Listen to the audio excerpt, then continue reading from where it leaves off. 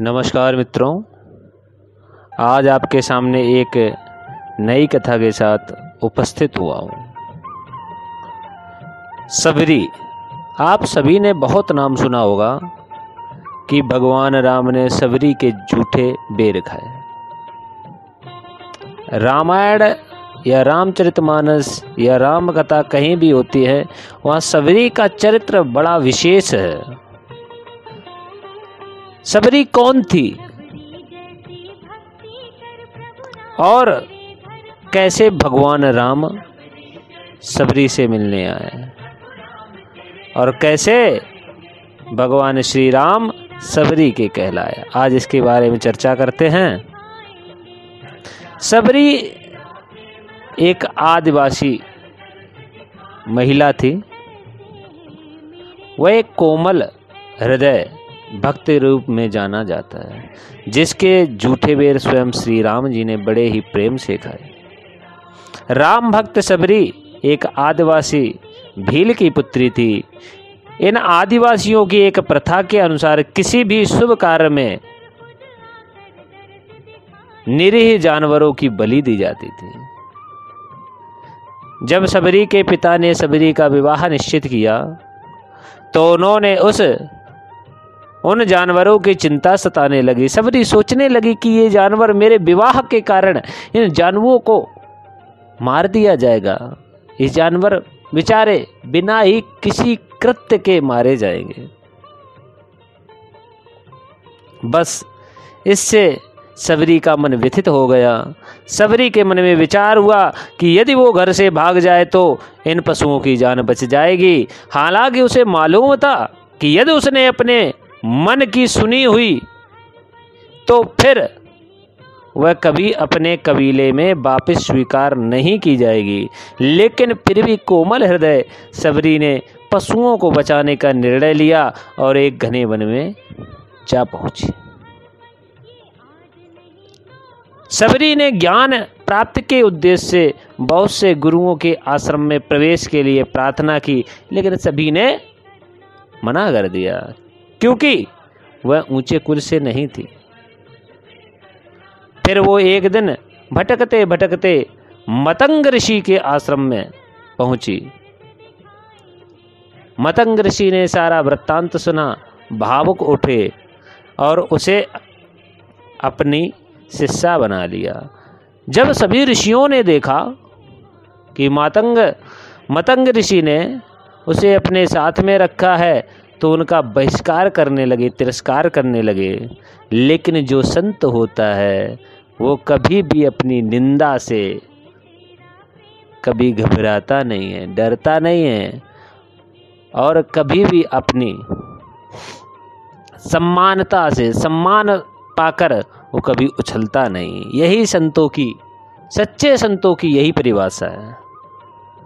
बहुत समय तक सबरी उनके साथ में रही।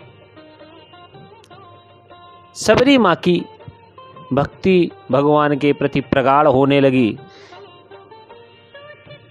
एक दिन मातंग ऋषि ने सबरी को अपने पास बुलाया और कहा, तुम जैसी गुरु परायणा शिष्या को उसके कर्मों का उचित फल मिलेगा। एक दिन भगवान राम तुमसे यहाँ मिलने जरूर आएंगे। उस दिन तुम्हारा उद्धार हो जाएगा, तुम्हें मोक्ष की प्राप्ति हो जाएगी। और इसके बाद महर्षि समाधि में लीन हो गए और कई वर्षों के पश्चात भगवान राम माँ सीता की खोज करने आए और तब वहाँ पर भगवान राम का सबरी से मिलाप हुआ।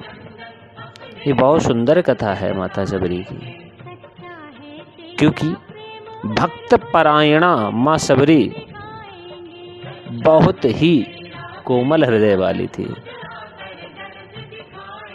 बहुत ही प्रेम था, बहुत ही आदर था। भगवान राम से मिलने की उसकी जो उत्कंठा थी, तो वो उसकी पूर्ण हुई। कहते हैं एक माता सबरी के बारे में एक विशेष कथा है कि एक बार शबरी माता आश्रम के पास के तालाब से जल लेने गई। वहीं पर एक ऋषि तपस्या में लीन थे।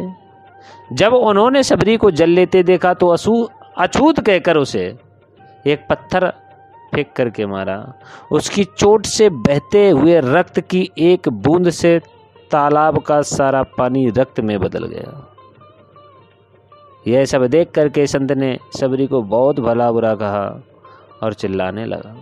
शबरी रोते हुए अपने आश्रम में आ गई और फिर वो भगवान की भक्ति करने लगी।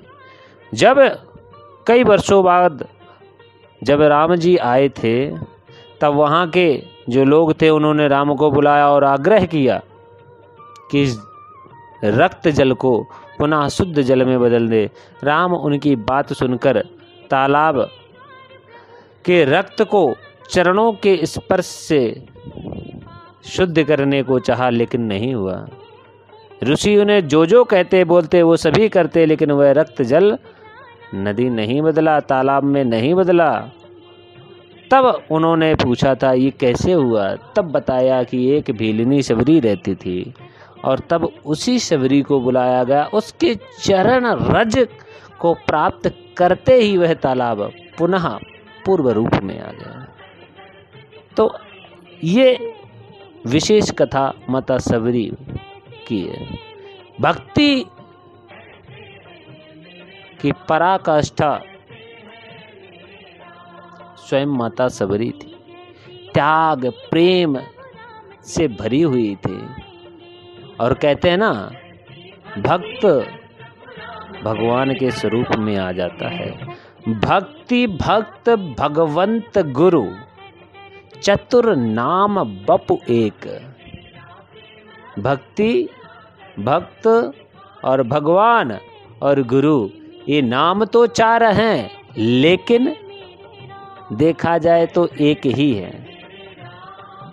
इसीलिए भगवान राम अगर परमात्मा है तो शबरी भक्त है और भक्ति से परिपूर्ण है, तो वह भी स्वयं परमात्मा के स्वरूप है।